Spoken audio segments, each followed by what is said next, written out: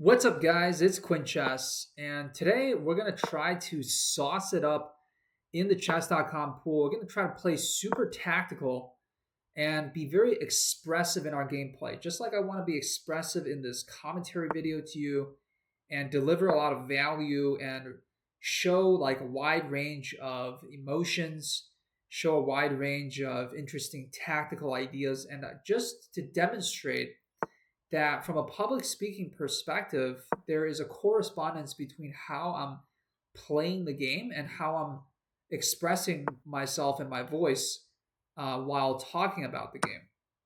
So let's go ahead and play this Sicilian defense position. We have ideas of trying to lay a claim in the center and get an early d5 move in to gain an advantage, or at least equalize the position so that we can start building an advantage. And our opponent's going to play bishop to b5 check. We're just going to trade off here. That's totally fine. And we're the ones that have two central pawns here, as well as some open files to work with on the queen side. So I think this opening has worked out pretty well for us. And our opponent is going to try to hit that g7 square that's recently opened up as a potential target, but we can just play bishop to f6 calmly here. Sorry about that. That's my phone alarm. And then we can route our knight to e7 and then castle to the kingside. So our opponent taking advantage of our development early on here. And he's going to play bishop to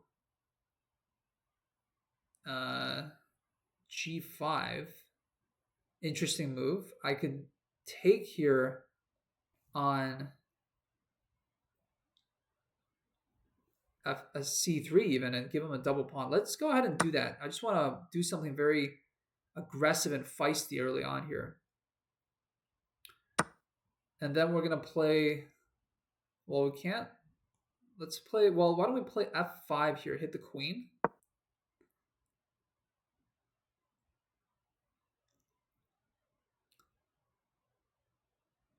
And let's see what he does. This is a very interesting position. It's got a lot of imbalances. Of course, going into the endgame will have an advantage because he has these weaknesses on the c file. So now we're highly incentivized to trade off material. But he's going to try to prevent us from castling with this move of his queen to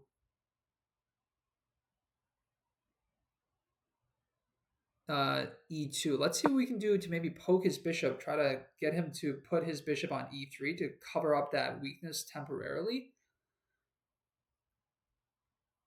He has to be careful not to get his bishop trapped. Let's play quickly here to mask any fear that he thinks we might have. And then let's put the knight on f6. And then we are just going to castle and get out of harm's way. He has rook e1 though. And then if we castle, he has takes, takes, and then queen takes. Gives another check on b5, an interesting move. We don't want to hang the knight. So let's go ahead and play king to f8, and then we can play king to g7. Gives another check. That's fine. We'll just go king g7. And if we need to break the pin, we can even put the king on g6. Very, very active game here. Our opponent is, I think he's played some moves that maybe aren't the most solid, but he's demonstrated himself to be a feisty player, so we kind of have to like watch out for him. We have to keep an eye on him at all times. Play, okay, so we have a tempo now, and I want to keep harassing his queen just to get him to move to a slightly inferior square. So let's put the rook on c4. Really going back and forth. Very entertaining game right now, I think, between myself and the opponent here. This is hopefully going to make him think a little bit. And I want to stay up on the tempo. Okay, so he goes queen to d3. And now his queen is a little bit more shut off from the position. And we can double up the rooks on the C file. Let's go for that. Just play solid here. And then I have ideas of playing king g6 so that I can move my queen and also move my knight. He's going to try to hit this e6 pawn potentially.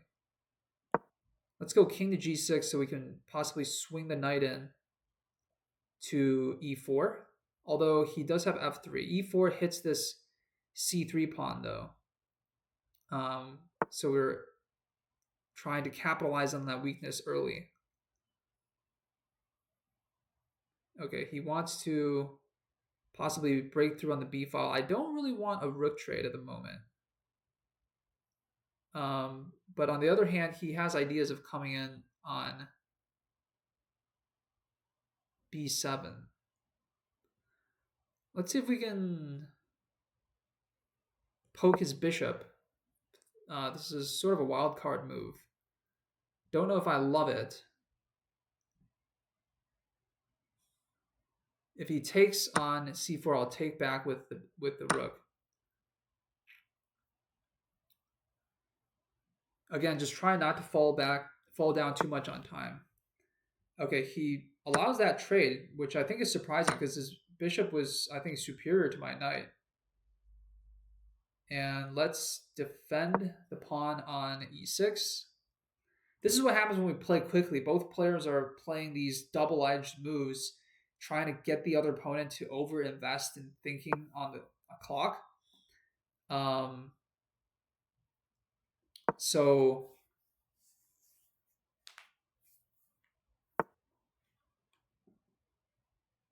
there's pros and cons to everything that we're doing.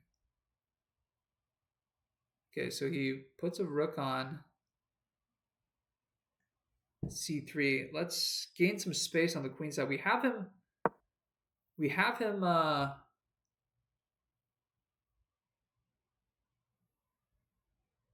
in kind of a bind here, so we can take some moves to just gain space.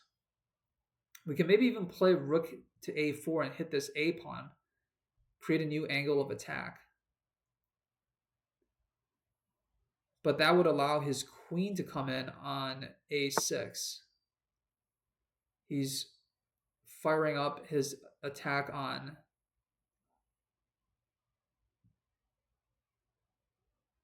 e6, so we just have to defend that and keep hitting the c3 pawn. Now he's threatening to come in on the king side. Very creative play here by our opponent. Oh, and he blunders his queen, unfortunately. So we're going to grab that. And he's just going to sack his rook. So I think the accuracy score of this game is going to be pretty low. But it's more about how we played. Playing moves that really require the opponent to think a lot, I think, has helped us out tremendously. So we're just putting the finishing touches on the game now. And that's the end. Let's take a look at the analysis on Lichess. So we're going to swing things over to our other screen here.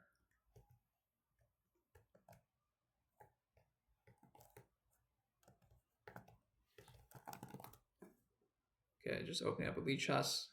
Whoops. And I'm going to switch this to analysis mode. And let's see what the engine thinks.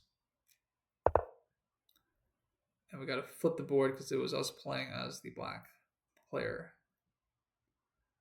Okay, so it thought the game was pretty even for the most part. And here we maybe had a slight advantage with our opponent giving us the central pawns and us being able to play h5 and then take the knight on c3 was the plan that the computer had for us. But instead of that, we went for bishop c3 right away, and we played f5 instead of h5, allowing him to play the queen check. I don't see a huge difference between these moves. The computer's evaluation isn't varying too much. It's more interesting what happens here, it says. So after bishop f4, it likes knight f6, and it says this is the only move that keeps relative equality. Instead, I played g5, and this move, I guess, just creates too many weaknesses. And after a series of checks, it equalizes again and remains about even until we get to the position where he hangs his queen. So very sharp, very back and forth game, where even though the evaluation stayed relatively even, there was a lot more going on in the position in terms of potential captures and tactics. So it made for a more interesting game than just what the heart rate monitor, if you will, reads. We can take a look without the engine real quick and just go through some of these moves. I know the best move arrow is still on, but we can look at it without the evaluation. So here, yeah, the move here creates a weakness along this diagonal,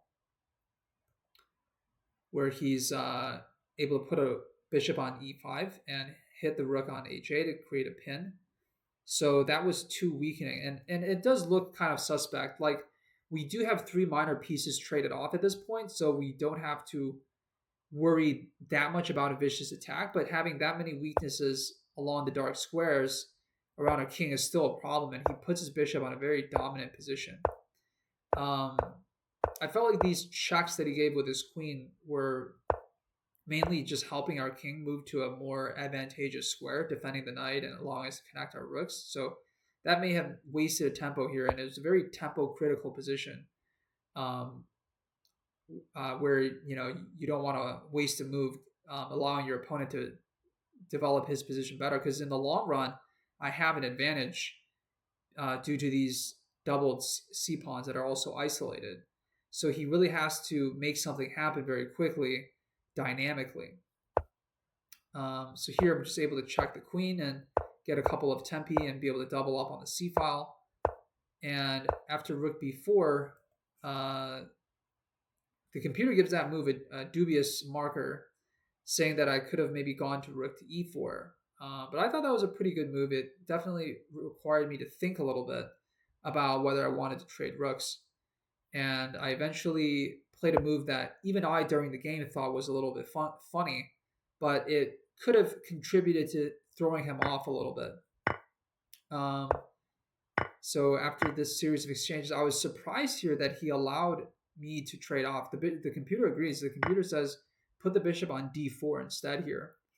But instead, I was able to get rid of in my opinion, a very superior minor piece that was causing me a lot of headaches for a knight that didn't have too many prospects. I mean, on g4, it's keep being hit by the h3 pawn, and even if I hop to e4, he does have pawn to f3 hitting the knight on e4. So my knight doesn't have too many advanced prospects, and his bishop is just doing a lot of work. So when he allowed me to trade that off, I was able to breathe the sigh of relief. And when it got to this point, the main focus of the position was just these doubled and isolated pawns. You don't want to be left with no counterplay against something like that. But the computer still gives us a 0.0 evaluation, because I think it's saying that white can just kind of hold on to these pawns, and there's no way for black to make meaningful progress, which is what we were trying to do here. Just trying to find different ways to line up an attack on the c pawns, until he finally makes the blunder here. He was just being overeager with trying to penetrate, but here I had all the squares covered. G6 is covered, f7 is covered, and e8 is covered. So there's just no way for him to get in. He had to just move his queen back and force my king to basically go back and forth between f6 and g7. That's one way that I guess he could have um, kept the position relatively even. So I hope you guys have enjoyed this game. I will improve my setup tomorrow. I know I have really bad lighting right now. I'm getting my lamp and my furniture back tomorrow. So we'll be able to continue this series into the new year. I unfortunately did lose a couple games earlier today, so my rating dropped, but I'm still aiming for 1400 by the end of the year. Let's see if we can get there. And hope you guys have enjoyed, and I'll see you tomorrow.